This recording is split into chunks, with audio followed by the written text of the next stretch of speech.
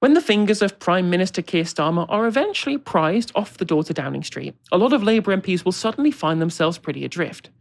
That's because many of them are in Parliament, not for their political chops or progressive values, but for their allegiance to the Labour Right project that put Starmer into power. One of them is Luke Akehurst, MP for North Durham, rewarded for his loyal service to the party's right with a parliamentary safe seat in 2024. In January, Akehurst argued in the New Statesman that the party should give up on the idea of a progressive coalition, pursuing reform voters instead.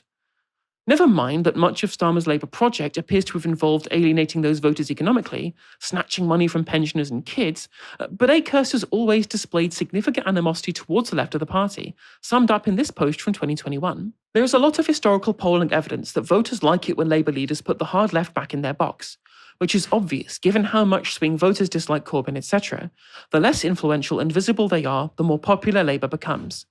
Well, that doesn't appear to be quite the case now.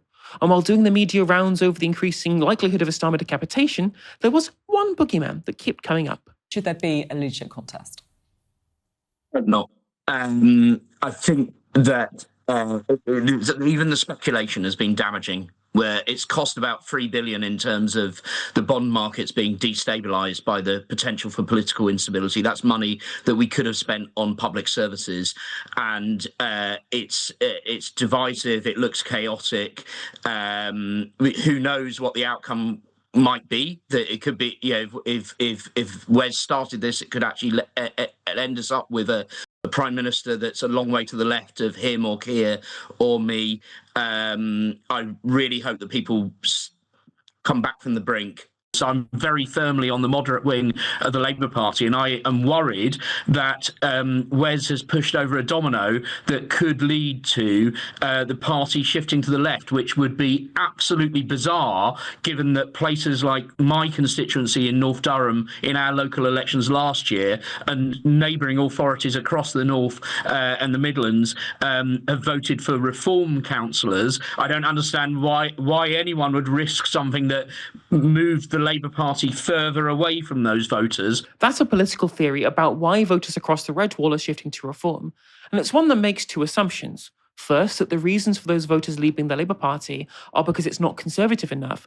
And second, that their concerns can't in fact be met by more radical economic policies rather than the business-as-usual neoliberal offer the Labour Party has made so far. It also doesn't explain why more rather than fewer people are moving to reform, given nearly 2 years of Keir Starmer and the Labour Rights leadership. Of course, there are also signs that Akehurst may just be completely delusional. This was his appearance in LBC. The country and the party don't need a car crash of a leadership election. So you don't want the election because you know you'll lose, Mr. Akehurst, is that right? Actually, I think the Prime Minister, which is who I would back in a contest, and my understanding is he's happy to stand against all comers. I think he'd probably win because the Labour Party members don't like the idea of chucking their leaders out. I'm pretty robust about the chances of Keir holding on if there's a contest, but it would paralyse government. It's causing huge market turmoil. We've already lost £3 billion of money that's having to go on interest payments because of this market turmoil that we could be spending on public services, and it's not a good look. We saw what the Tories looked like when they kept having leadership contests.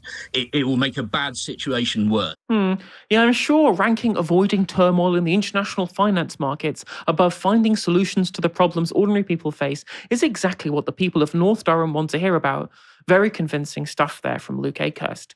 Dahlia, now, when it comes to reform voters, I was looking at a really interesting graph that was put up by a data scientist showing that actually the movement of voters isn't from Labour to reform. Actually, most of the Labour voters, in terms of deserting the party, going to the Green Party. Or staying home. Or indeed staying home. What reform voters are winning, or what the voters that reform are winning, aren't voters at all. They were non-voters. People who stayed at home last time, who reform are winning now. I guess because there was no kind of Johnson-style candidate at the last election, potentially. Does this mean this strategy can work? I don't know what you think about what he said then. No, I mean, look, I said earlier in the show that Wes Streeting is the worst of British politics, and I actually want to take that back because I actually think it's Luke Akehurst, because Luke Akehurst also has, he's opportunistic, he's unscrupulous, but at least Wes Streeting actually comes from East London.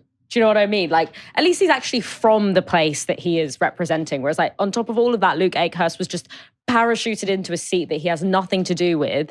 as a reward for being blindly loyal to the Starmer project and to Morgan McSweeney. And I actually think that Morgan McSweeney and the kind of the way that Morgan McSweeney operates is that his favorite kind of candidate or his favorite kind of MP is an MP who's crap and unpopular as a constituency MP and owes him their entire political career, because then, you know, you don't have a situation where, for example, you have like a Corbyn who is able to, or a Diane Abbott perhaps, who is still able to win because they are so popular with their constituency, regardless of what the Central Labour Party committee wants or is trying to get them to do. Whereas like someone like a Luke Akehurst, you know, the only reason that he's in is because he was parachuted in by the NEC, by Morgan McSweeney. And so he owes his entire political career to Morgan McSweeney, and that creates the bonds of loyalty that Morgan McSweeney so cherishes. And so it's not a surprise to me that Luke Akehurst is going to come on and say basically completely hypocritical things in order to keep Starmer in as leader of the Labour Party.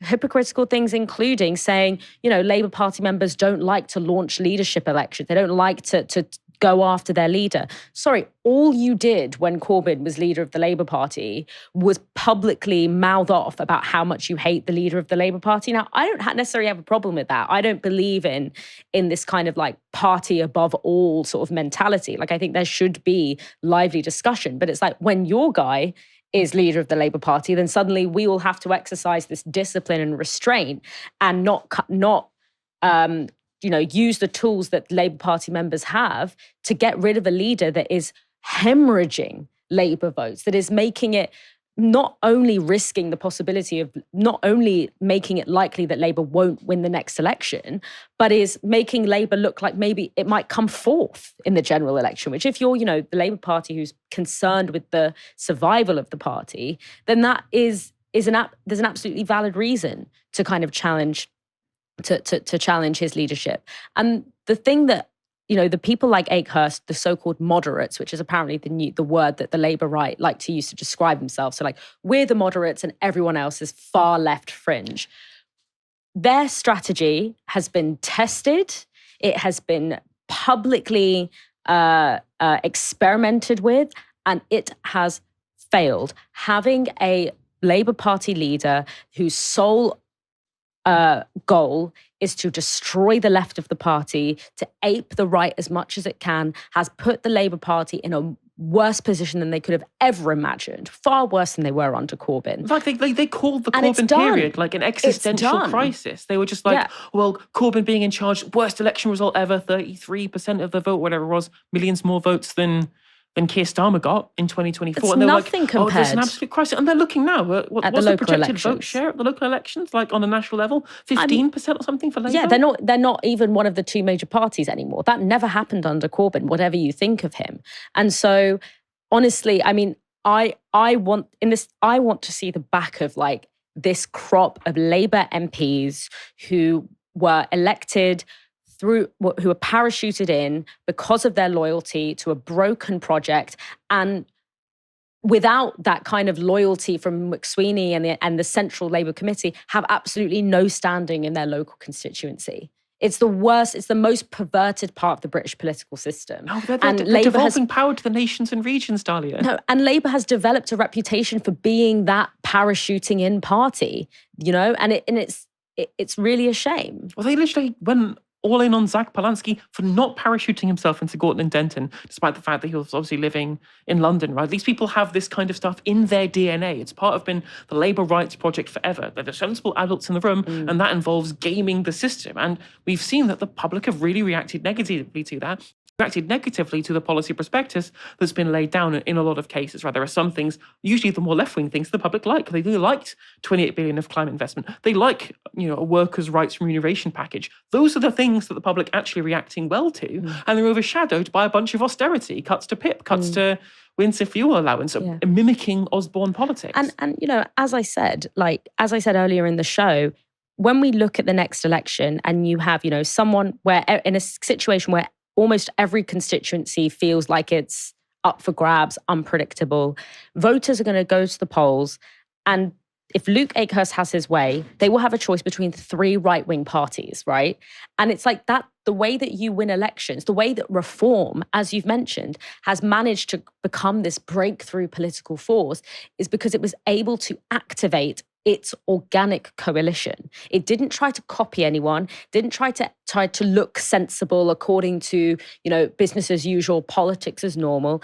It activated its organic coalition, which includes some existing voters and also some people who have never voted. I've always said that the only pathway for a radical politics in this country from the left is to activate non-voters. There is a whole world out there to tap into. Young people who have never been represented by politics as usual. And it's only by activating those people that you have any pathway to power. This whole idea that we can fold over a couple of Tories and fold over a couple of Reform voters is delusional. They know where they stand on the political spectrum now.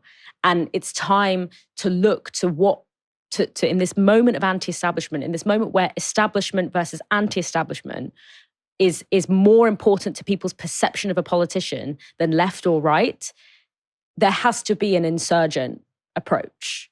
I mean, yeah, these people don't accept that Reform Green voters are a thing that exists. And what they specifically had a strategy of, given that they accepted this former FT columnist, I think, in 2021 said that the UK's populist moment is over. This was accepted by the political class in this country in the run-up to the 2024 general election. We can offer the public minute distinctions between different forms of technocracy. And we saw some of the lowest turnout we've seen in absolutely years, incredibly low turnout compared to the high turnout in 2017 and in 2019. And in that low turnout environment, you can rely on just activating a very small sector of swing voters who are already engaged. But in the wake of the activation of non-voters by the populist left and populist right, it's not enough to be able to triangulate existing cohorts. You have to build new ones and activate new ones. Reform have done that, the Greens have done that, and if the Labour Party and indeed on the other side of politics, the Tories don't do that, the mainstream parties will die.